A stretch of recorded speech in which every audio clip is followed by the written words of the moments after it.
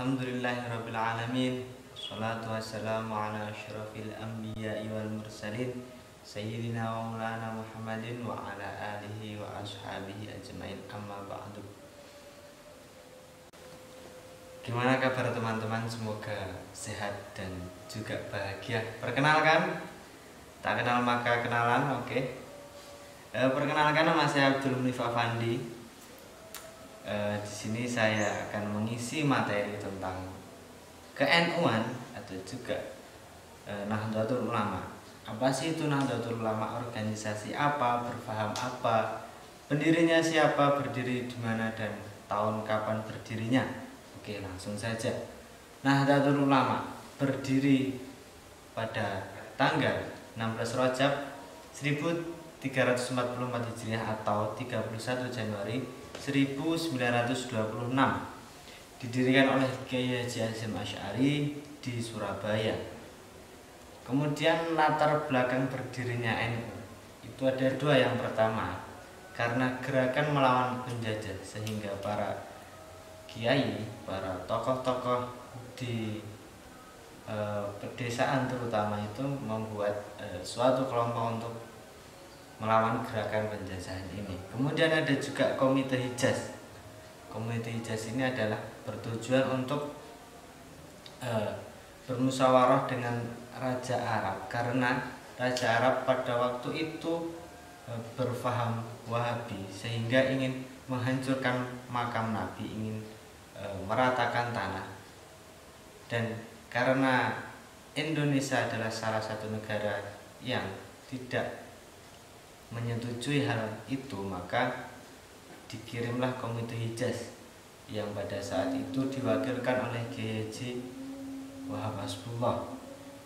Kemudian setelah ke sana, alhamdulillah akhirnya bisa untuk dirundingkan mengenai hal itu sehingga makam Rasulullah sampai sekarang tidak diratakan dengan tanah. Nah,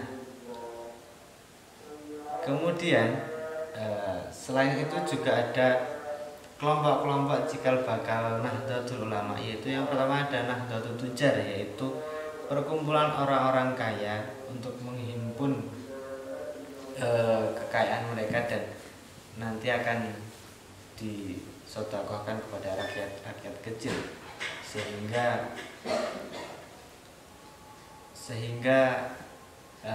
rakyat di sekitarnya bisa hidup sejahtera. Kemudian ada Tasfirul Afkar, yaitu adalah kelompok yang isinya itu adalah kelompok diskusi atau kelompok akademisi. Kemudian ada Nahdlatul Wathon, yaitu wadah di mana untuk wadah untuk berdakwah, yaitu Nahdlatul Wathon. Kemudian ada tokoh-tokoh pendiri NU. Yang pertama itu adalah Kiai Haji Hasyim Asy'ari dan juga Rais Am pertama. Kemudian ada Kiai Haji Wahab Hasbullah, kemudian ada Kiai Haji Bisri Samsuri, dan juga nanti ada Kiai Haji Ridwan Abdullah. Itu adalah pencetus logo Nahdlatul Ulama. Kemudian ada Kiai Haji Mas Alwi Abdul Aziz, itu adalah pencetus nama Nahdlatul Ulama. Kemudian masih banyak lagi. Selanjutnya dalam NU itu menganut 4 prinsip. Yang pertama, tawasud dan juga i'tidal, yaitu seimbang dan adil dalam menyelesaikan suatu masalah atau mengambil keputusan itu harus seimbang dan juga adil, sesuai porsi dan sesuai kebutuhan. Kemudian ada tawazun, yaitu moderat. Yang dimaksud moderat di sini adalah tidak condong ke kanan dan tidak condong ke kiri, maksudnya tidak terlalu liberal dan juga tidak terlalu radikal. Kemudian ada tasamuh, yaitu toleran. Toleran di sini dimaksudkan untuk toleransi terhadap agama lain dan juga sesama muslim yang berbeda aliran. Kemudian ada amar ma'ruf nahi munkar, yaitu mengajak kepada kebaikan dan juga mencegah kepada kemungkaran atau keburukan. Nah, di sini Nahdlatul Ulama itu menganut paham azwajah atau Ahlus Sunnah wal Jamaah, yang dalam bidang fikih itu menganut 4 madhab, yaitu madhab Hanafi, madhab Maliki, madhab Syafi'i, dan juga madhab Hambali. Kemudian dalam bidang akidah itu menganut pada Imam Abu Hasan al-Ash'ari dan juga Imam Abu Mansur al-Maturidi. Kemudian dalam bidang tasawuf itu mengikuti Imam Junaidi al-Baghdadi dan juga Imam al-Ghazali.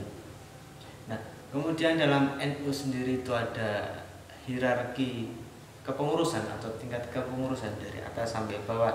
Itu ada PBNU, PWNU wilayah di provinsi, ada PCNU cabang itu di kota atau kabupaten, kemudian ada PCINU pengurus cabang istimewa itu di luar negeri, kemudian ada MWCNU di kecamatan, ranting di kelurahan atau desa, dan juga anak ranting di dukuh atau dusun. Kemudian dalam kepengurusan itu ada beberapa istilah. Yang pertama itu mustahsyar, yaitu penasihat yang terdapat di tiap tingkat kepengurusan kecuali di tingkat ranting. Kemudian ada syuriah, yaitu adalah pimpinan tertinggi. Nah, kemudian ada tanfidiyah, adalah pelaksana kebijakan organisasi.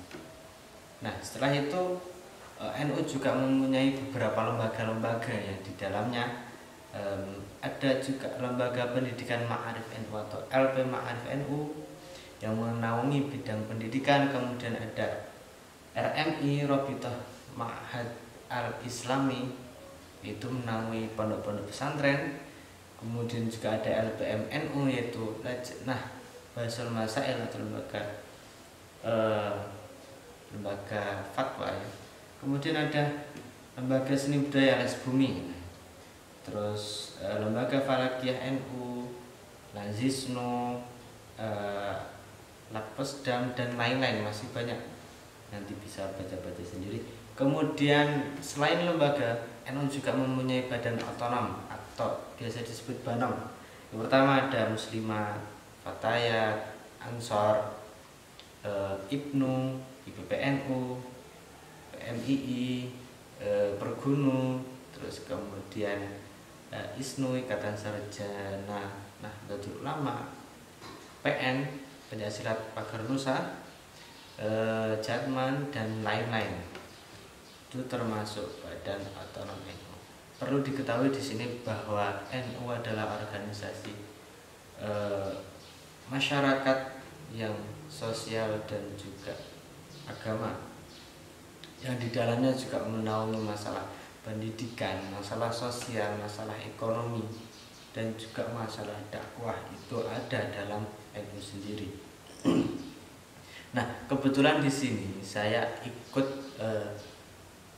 dalam BANOM NU, yaitu pada Ikatan Pelajar Nahdlatul Ulama, yang di dalamnya adalah wadah untuk pelajar atau juga mahasiswa dalam mencari ilmu dalam berorganisasi dan juga untuk berkhidmah khususnya pada NU. Nah, di dalamnya itu terdapat banyak sekali pengalaman, karena dalam IPNU sendiri itu adalah gerbang utama atau pintu pertama untuk menjadi kader NU. Karena yang pertama adalah kalau dalam tingkatannya itu adalah yang pertama IPNU IPPNU dulu, kemudian Ansor, nah kemudian baru menjadi pengurus NU. Nah, mungkin itu yang dapat saya sampaikan. Kurang lebihnya mohon maaf apabila ada salah-salah kata dan juga perbuatan saya, mohon maaf. Terakhir, saya berpesan kepada teman-teman, jangan lupa bahagia, karena bahagia dapat meningkatkan imun tubuh, daya tahan tubuh, dan juga jangan lupa makan, karena bahagia juga butuh tenaga. Oke, sekian dari saya. Wallahul muwaffiq ila aqwamit thoriq. Wassalamualaikum warahmatullahi wabarakatuh.